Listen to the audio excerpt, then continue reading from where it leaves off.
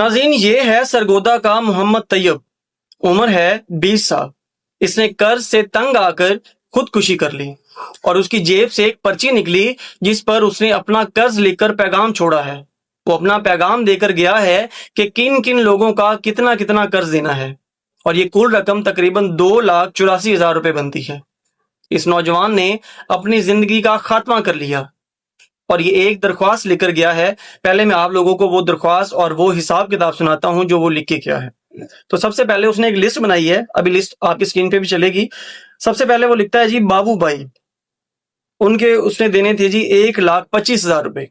اس کے بعد حسیب صاحب ہاسپٹل 80,000، طیب صاحب ہاسپٹل 10,000، اس کے بعد زین 30,000، فہد بھائی ڈاکٹر 3,000 یا 4,000، اس کے بعد جی آصف بھائی زینت لیب کے پاس ریڈی لگاتے